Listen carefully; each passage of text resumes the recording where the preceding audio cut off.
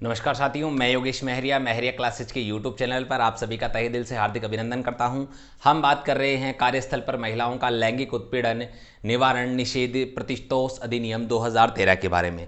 और इससे संबंधित अब तक हम 22 धाराओं की बात कर चुके हैं और आज हम धारा 23 से इस अधिनियम को पढ़ने वाले हैं। लेकिन इससे पहले धारा 22 तक जो भी धाराएं महत्वपूर्ण थी, क्या वे आप सभी को याद हैं? चलिए उनका एक बार रिविजन कर लेते हैं। सबसे पहले फास्ट ट्रैक रिविजन जिसे हम कहते हैं।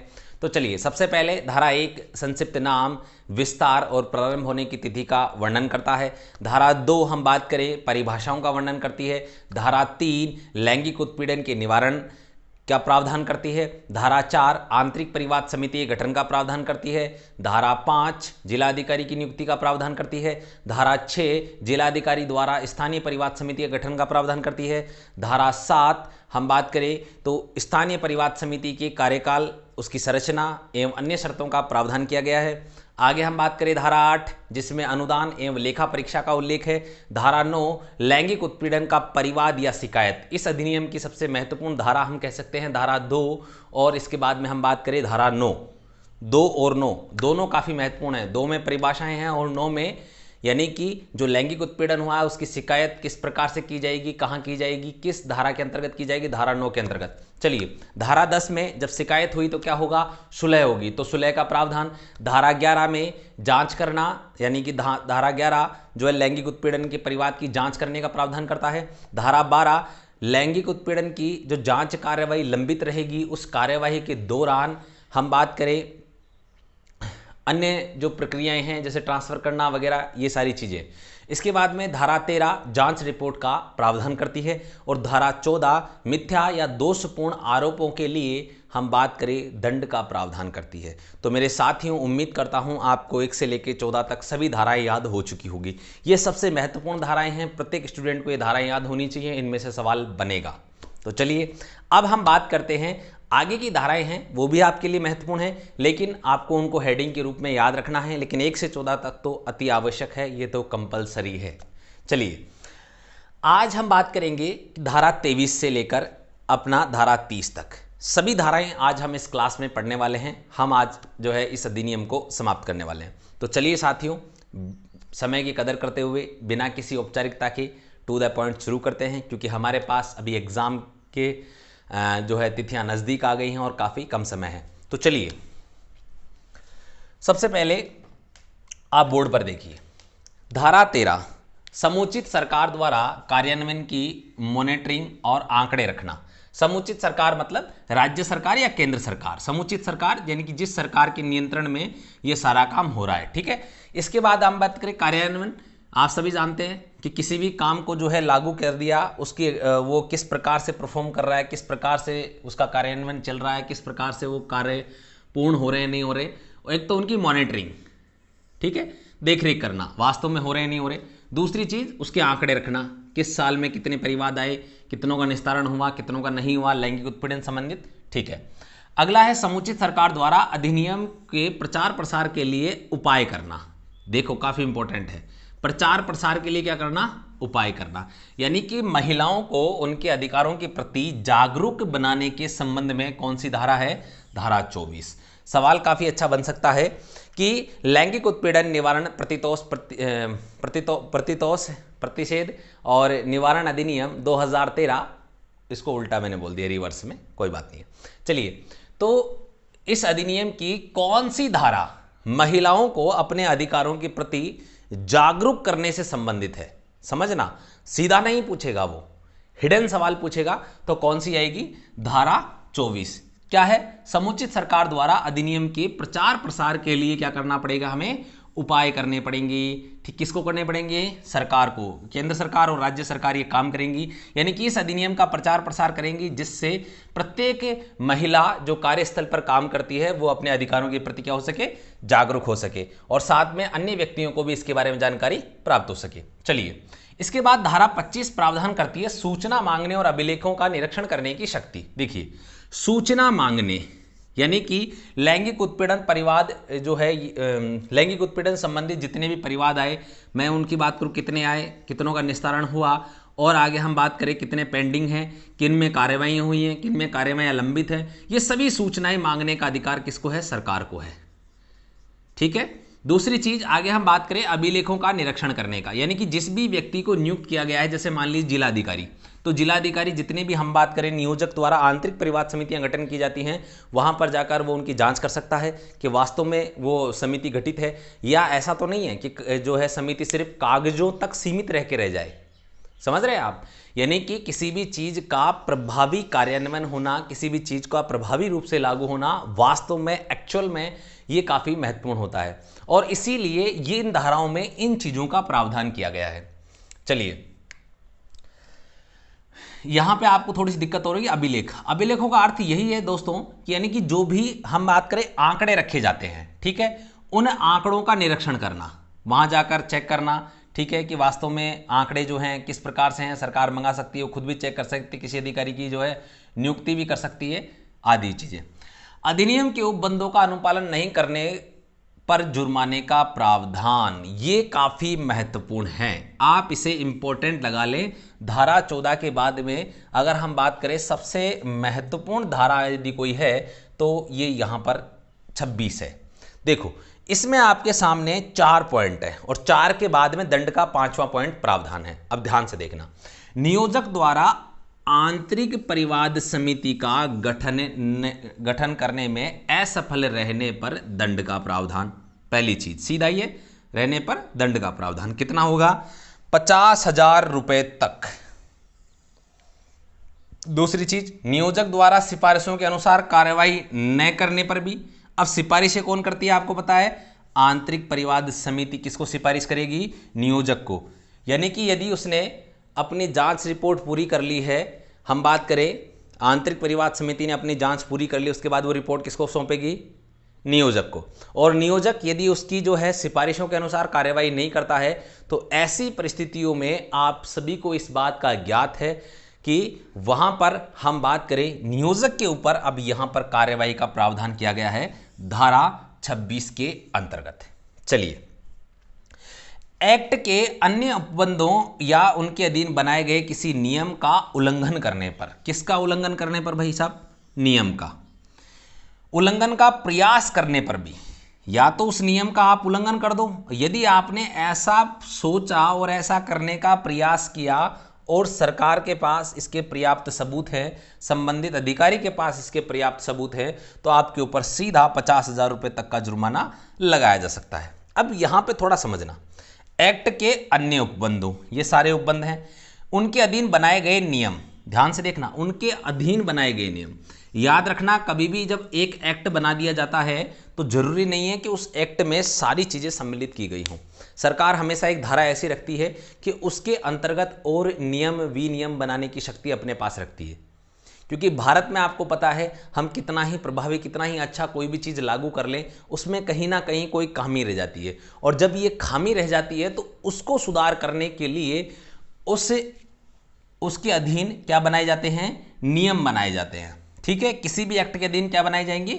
नियम बनाए जाएंगे। किस लिए बनाए जाएंगे? उस एक्ट में जो खामी रह गई है उसको सुधार करने के लिए। ठीक है, चलिए, उल्लंघन का दुष्प्रेरित करने पर, उल्लंघन को दुष्प्रेरित करने पर, दुष्प्रेरित कैसे? देखिए, मान लीजिए आंतरिक परिवाद समिति ने सिफारिश की नियोजक को कि भाई आप जो प्रत्यर्थी है, ठीक है, आप उसे क्या कीजिए, दंड का प्रावधान है, आप उसे जुर्माना लगाइए।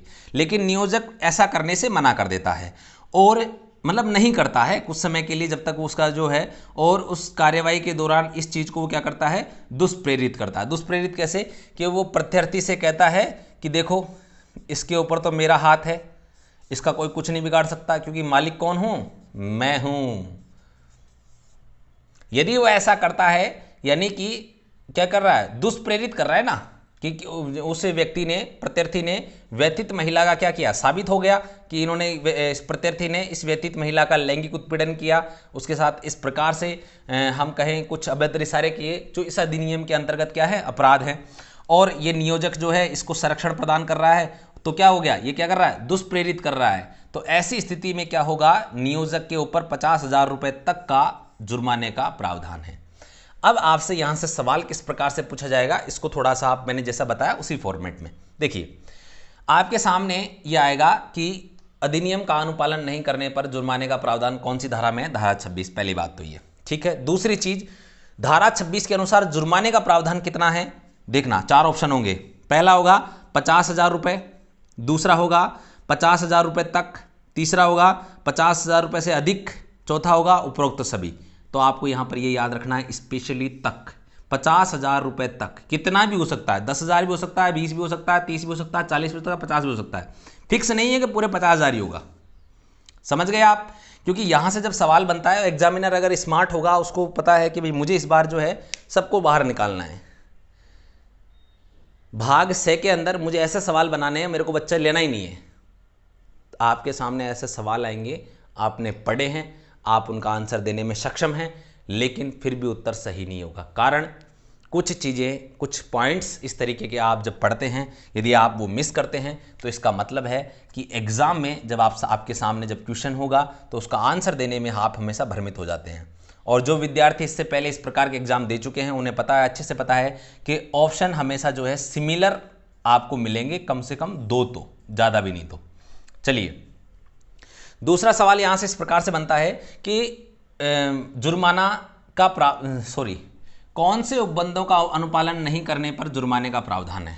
नियोजक द्वारा आंतरिक समिति का गठन करने में असफल रहने पर, नियोजक द्वारा सिफारिशों के अनुसार कार्यवाही न करने पर, ठीक है, एक्ट के उपबंधों या उनके अधीन बनाए गए नियमों का पालन न करने पर भी हो सकता है, उल्लंघन करने पर भी हो सकता है, ठीक है, उल्लंघन को दुष्प्रेरित करने पर। तो इसमें चारों ही राइट होंगे, लेकिन यहाँ पे वो गड़बड़ क्या करेगा आपको पता है, यहाँ सिर्फ इतना सा हटाएगा, इसको न को हटा देगा, इस न को हटा देगा। नियोजक द्वारा सिफारिशों के अनुसार कार्यवाही न करने पर की जगह क्या हो जाएगा, नियोजक द्वारा सिफारिशों के अनुसार कार्यवाही करने पर जुर्माने का प्रावधान नहीं है, न करने पर है, करने पर थोड़ी जुर्माना होगा।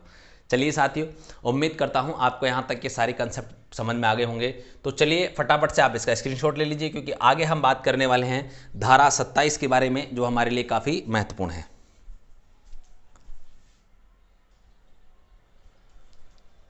चलो साथियों, अब हम बात करते हैं धारा 27।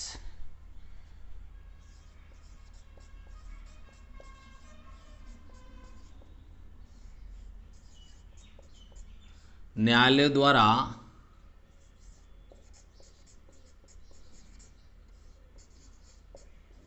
अपराध का संज्ञान, या आप इसको ऐसे भी ले सकते हैं, न्यायालय द्वारा अपराध का संज्ञान न लेना, या निषेध भी आप इसको कह सकते हैं, लेकिन आप इसको यहीं तक पढ़ें, क्योंकि इसके बाद की जो बात है वो आपको समझ में आएगी कि ये इसका कारण क्या है। चलिए देखिए साथियों, धारा 27 प्रावधान करती है कि न्यायालय द्वारा अपराध का संज्ञान, तो हम बात करें संज्ञान कौन लेगा,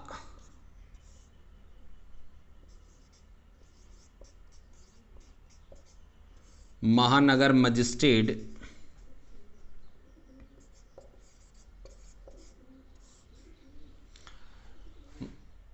संज्ञान महानगर मजिस्ट्रेट व प्रथम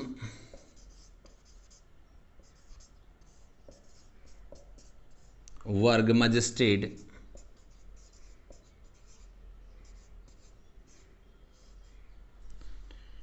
से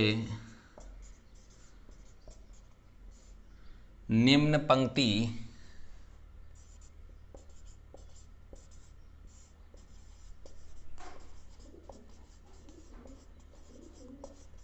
मजिस्ट्रेट द्वारा नहीं लिया जा सकता।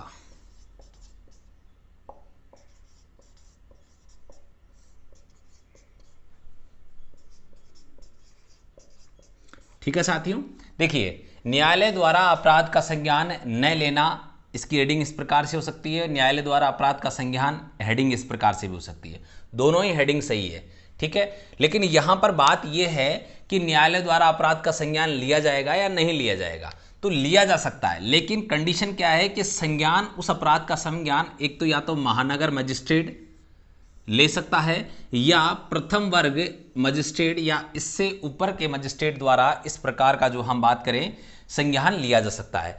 इससे निम्न पंक्ति का कोई भी मजिस्ट्रेट, न्यायिक मजिस्ट्रेट जो होगा वो इस प्रकार से जो है किसी भी प्रकार का कोई संज्ञान नहीं ले सकता है साथियों। अब सवाल यहां से अगला सवाल जो हमारा बनेगा कि संज्ञान किसके द्वारा लिया जा सकता है, माफ कीजिएगा कि संज्ञान न्यायालय कब लेगा। तो संज्ञान निम्न व्यक्तियों के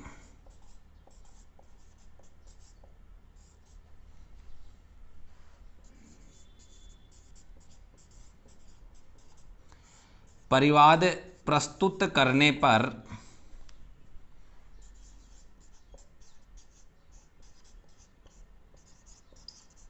ही लिया जा सकता है।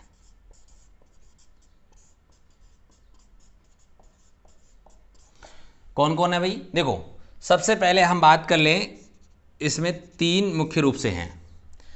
एक तो है व्यथित महिला,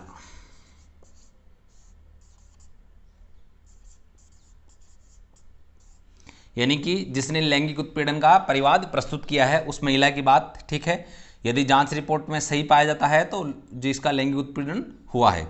दूसरा है आंतरिक परिवाद समिति,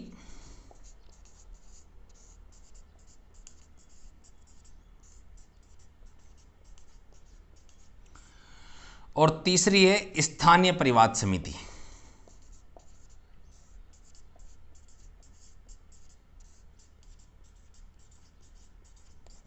अब साथियों, इसके अतिरिक्त यदि कोई भी परिवाद प्रस्तुत करता है तो न्यायालय द्वारा हम बात करें जो है किसी भी प्रकार का कोई भी परिवाद स्वीकार नहीं किया जाएगा और उस पर संज्ञान नहीं लिया जा सकता। ये काफ़ी महत्वपूर्ण धारा है। धारा 26 और धारा 27 दोनों ही महत्वपूर्ण धाराएं हैं। धारा 14 के बाद में ये दो धाराएं काफ़ी महत्वपूर्ण हैं। देखिए, यहां पर साफ साफ प्रावधान कर रखा है न्यायालय द्वारा अपराध का संज्ञान न लेना, ठीक है। अब हमें ये बात करनी है संज्ञान नहीं लेना, कौन नहीं लेगा? देखो, महानगर मजिस्ट्रेट और प्रथम वर्ग मजिस्ट्रेट, ये दो नाम याद कर लो। महानगर मजिस्ट्रेट और प्रथम वर्ग मजिस्ट्रेट से निम्न पंक्ति के न्यायिक मजिस्ट्रेट द्वारा किसी भी प्रकार का कोई भी संज्ञान नहीं लिया जाएगा। और संज्ञान, इनके द्वारा भी संज्ञान केवल तभी लिया जाएगा जब ये निम्नांकित लोगों द्वारा प्रस्तुत किया जाएगा। कौन कौन है? नंबर 1 व्यथित महिला, नंबर 2 आंतरिक परिवाद समिति और नंबर 3 स्थानीय परिवाद समिति, ठीक है। यानी कि यदि ये तीन ही हम परिवाद प्रस्तुत करती हैं न्यायालय में, संज्ञान तभी इन्हीं के प्रस्तुत परिवाद के अनुसार ही क्या किया जाएगा? संज्ञान लिया जाएगा, अन्यथा संज्ञान नहीं लिया जाएगा। सवाल क्या बनेगा? न्यायालय द्वारा संज्ञान लिया जा सकता है किसके द्वारा परिवाद प्रस्तुत करने पर? किसके द्वारा परिवाद प्रस्तुत करने पर? ऑप्शन आपके सामने 4 होंगे, 1 2 3 4। सबसे पहले होगा प्रत्यर्थी, नंबर 2 अमूमन जब हम बात करते हैं तो इसके साथ आएगा व्यथित महिला, नंबर 3 आएगा नियोजक, ठीक है, और यहां आखिरी में होगा जिला अधिकारी। तो आप सभी को पता है कि यहां आंसर क्या होगा? व्यथित महिला। लेकिन यदि एग्जामिनर इसको कंफ्यूज करना चाहे तो यहां कर देगा उपरोक्त सभी, तब भी आंसर क्या है? व्यथित महिला, केवल व्यथित महिला, याद रखें। यानी कि पर्टिकुलर व्यक्ति की बात करें तो व्यथित महिला, और समितियों में दोनों समितियों को यहां पर यह अधिकार दिया गया है। तो ना तो नियोजक कर सकता ना कोई और। इसमें भी इसी प्रकार सवाल बनेगा, 1 2 3 4 और चौथे में होगा उपरोक्त सभी। तो आंसर क्या होगा? उपरोक्त सभी। इस प्रकार से आपके एग्जाम में सवाल बनेंगे और पूछे जाएंगे। तो आप इनका थोड़ा विशेष ध्यान रखें। आपको अलग से ऐसे क्वेश्चन आंसर की आप प्रैक्टिस करना चाहें तो कर सकते हैं, लेकिन जितनी बार आप कक्षाओं को रिवाइज करेंगे आपको क्वेश्चन आंसर का फॉर्मेट कक्षा में ही समझ में आ जाएगा कि सवाल कैसा बनेगा, कहाँ से बनेगा, किस प्रकार से पूछा जाएगा। ये कंसेप्ट जरूरी है एग्जाम में। उम्मीद करता हूँ तो आपको ये चीज़ें समझ में आ गई होंगी साथियों। फटाफट से आप इसका स्क्रीनशॉट ले लो ताकि आगे हम बात करेंगे बची हुई 3 धाराओं के बारे में, 28, 29 और 30। जल्दी कीजिए साथियों।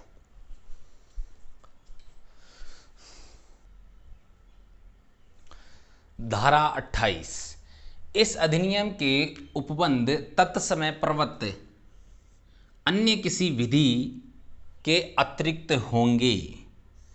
इस बात का अर्थ क्या है साथियों? देखिए, इस बात का अर्थ यह है, इस अधिनियम के उपबंध तत्समय प्रवृत्त यानी कि उस समय यदि कोई कानून लागू है, तत्समय प्रवृत्त किसी अन्य विधि, कोई अन्य कानून उस समय लागू है इस प्रकार का, उसके अतिरिक्त होंगे। यानी कि हम बात करें, मान लीजिए ये कोई कानून लागू है तो इस कानून के अतिरिक्त इस अधिनियम के ये प्रावधान है, ठीक है, ना कि इसको ओवरलैप करते हुए जाएंगे इस प्रकार से कि इस, यानी कि कहीं भी हम बात करें इस अधिनियम के जो कानूनी प्रावधान है वो अन्य कानूनी प्रावधानों के मध्य जो है टकराव की स्थिति वाली उत्पन्न नहीं होगी। ये भी अपनी जगह लागू रहेंगे और ये भी अपनी जगह लागू रहेंगे। चलिए, धारा 29 साथियों, केंद्र सरकार द्वारा इस अधिनियम को उपबंधों को कार्यान्वित करने के लिए नियम बना सकेगी या नियम बना सकती है। देखिए, केंद्र सरकार इस अधिनियम के उपबंधों को कार्यान्वित करने के लिए नियम बना सकती है। कार्यान्वित यानी कि उसे पूर्ण रूप से हम बात करें लागू करने के लिए कि भैया ये पूर्ण रूप से लागू होना चाहिए, कहीं कोई समस्या नहीं आनी चाहिए, ठीक है। तो उसके लिए क्या करेगी? नियम बना देगी।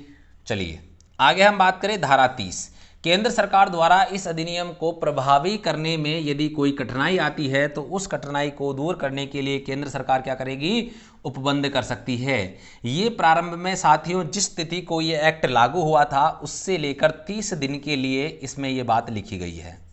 यानी कि जिस तिथि को एक्ट लागू होता है और यदि उसमें कोई ऐसा दावपेच, संवैधानिक दावपेच कहीं कुछ हो जाता है, कानूनी दावपेच में कहीं कोई अड़चन आ जाती है कि ये एक्ट प्रभावी नहीं हो सकता, तो उसका समाधान करने के लिए 30 दिन की समय अवधि केंद्र सरकार को इस एक्ट में प्रदान की गई है। तो उम्मीद करता हूँ यहाँ तक के जितने भी आपके जो सवाल बन रहे थे वे सभी सवाल आपके क्लियर हो चुके होंगे साथियों। तो देखिए, मैं जाते जाते आप सभी से एक बात कहना चाहता हूं कि ये आपके जो भाग से है, महिलाओं एवं बालकों के प्रति अपराध एवं उनसे संबंधित कानूनी प्रावधान वाला, यहाँ से श्योर आपके 10 में से 10 क्वेश्चन सही हों। उसी स्ट्रेटजी को अपनाकर आपको पूरी चीज़ें टू द पॉइंट पढ़ाने का प्रयास किया जा रहा है और इनसे बाहर मुझे नहीं लगता सवाल बनते हैं, क्योंकि मैंने पिछले दूसरे स्टेट्स में इस प्रकार के जो एग्ज़ाम्स होते हैं, इस प्रकार के सवाल आते हैं, मैंने उन सभी का अध्ययन करने के बाद में आपके लिए अध्ययन सामग्री तैयार की है, जिससे हमारे राजस्थान पुलिस में भी जो सवाल बनते हैं वो इसके बाहर नहीं होंगे। तो आप निश्चित रूप से मानकर चलिए, आपको एक एक जो है कक्षा पूर्ण रूप से पढ़नी है। कहीं ऐसा ना हो कि एग्ज़ाम आप दे लें और एग्ज़ाम के बाद में फिर आपको सिर्फ पछताना पड़े कि यार काश मैंने पूरा पढ़ लिया होता तो मेरे 10 में से 10 क्वेश्चन सही होते। ये बाद में आपको रियलाइज़ नहीं होना चाहिए, ठीक है। चलिए साथियों, उम्मीद करता हूँ आपको कक्षाएं पसंद आ रही होंगी। तो सबसे पहले हमारे वीडियोस को लाइक कीजिए, साथ में कमेंट कीजिए और बेल आइकन को प्रेस कीजिए। चैनल सब्सक्राइब करने के साथ में बेल आइकन को प्रेस करें, जिससे हमारे द्वारा जितनी भी कक्षाएं वीडियोस अपलोड किए जा रहे हैं उन सभी के नोटिफिकेशन की जानकारी आपको मिलती रहेगी। आज का ये अधिनियम हमारा समाप्त हो चुका है। एक बार पुनः नए अधिनियम के साथ उपस्थित होऊंगा आप सभी के बीच में। तब तक के लिए आप सभी से विदा लेना चाहता हूँ। जय हिंद, जय भारत मेरे साथियों।